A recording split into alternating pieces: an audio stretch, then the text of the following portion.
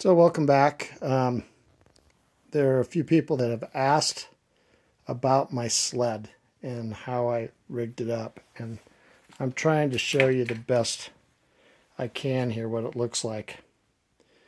I sewed a cover onto the top of this particular sled, and this is a sled you can no longer purchase. I purchased, I believe I bought 6 of them at the time because I liked them so much, but it's been years.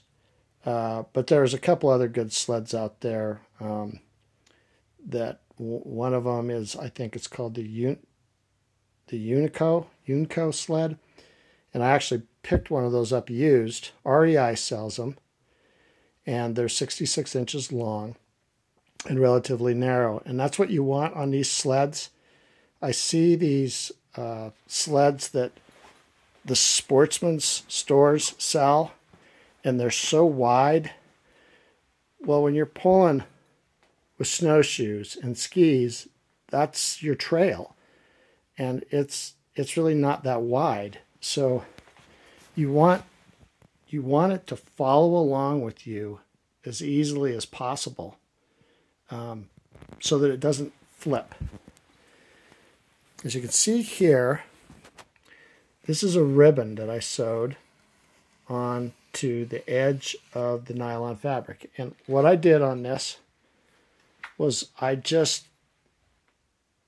sewn a lot over the years, and so I just kind of winged it. I just made my own pattern, tucked things in. I mean, it's not the prettiest or anything right in here, but I love the fact that I can get into my sled while I'm moving along and get something. This is a double zipper that I put in, and no snow can get down in around anything. Like if it's a tarp, snow can get down in there, although it usually just refreezes if it does melt in the sun.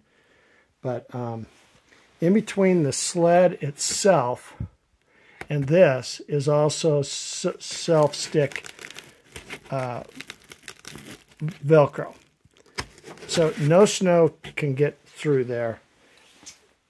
That was way overbuilt. I didn't need to rivet this, really. But what I did on the bottom is, instead of just drilling holes and putting my rope all the way around it, I did this. See if I can get it up here. I put tubing all the way around it. And so my ropes that go around can't get cut. I know a lot of guys just put a piece of kind of a metal bracing up here or something, and I'm sure it works just fine. But I have used this sled for, it's got to be 25 years. I have never, I've pulled it over like pine needles when you got like in a spring trip and you'll get down low and it'll be all pine needles, the snow's all gone. But I've never pulled it down a bare road or anything, because you would wear these out right here immediately. Those four ridges here, that really helps keep the sled going straight and keeping it in line behind you.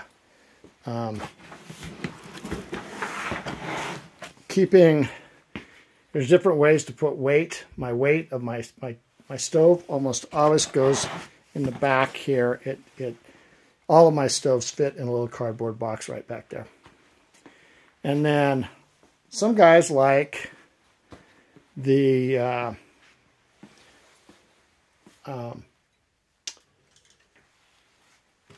fiberglass poles. These are Schedule 80 poles. Now, I have broken Schedule 40, but I've seen a few things where people put this smaller PVC, like what I put under here. They put that inside Schedule 40, And but I love pulls. I will not pull a sled with just a rope, because not so much now, but where I used to go, it was impossible to do with loose rope. My partner,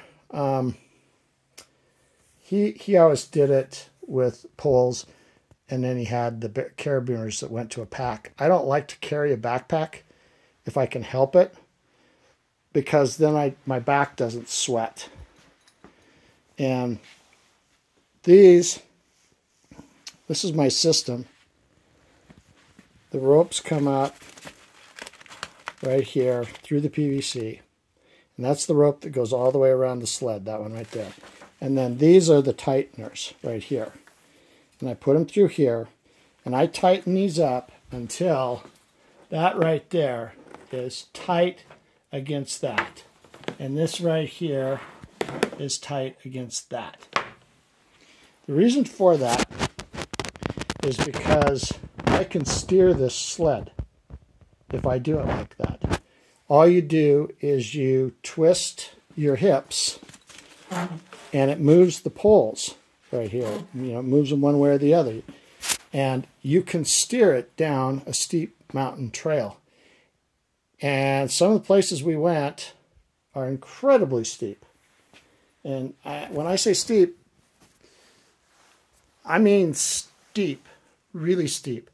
So steep that we wore our helmets.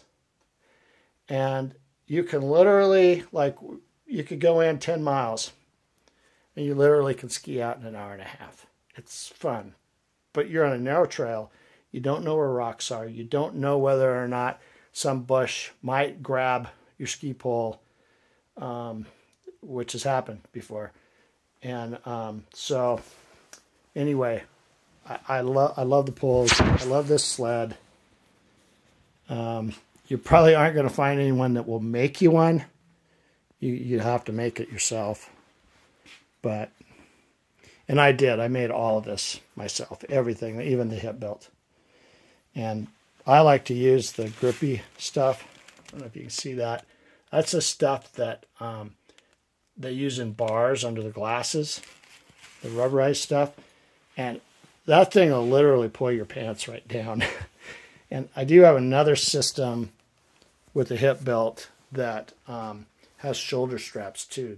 So it's got a hip belt and it's got shoulder straps. So if you're carrying a really heavy load, that's a good way to do it too. But anyway, just my spin on it. There's probably a million different ways to do this better, but this is what works for me and has been worked for me for a long, long time. And it's probably going to, I'm getting old, it's probably going to out-survive me. So anyway, thanks for joining me here on this little sled talk.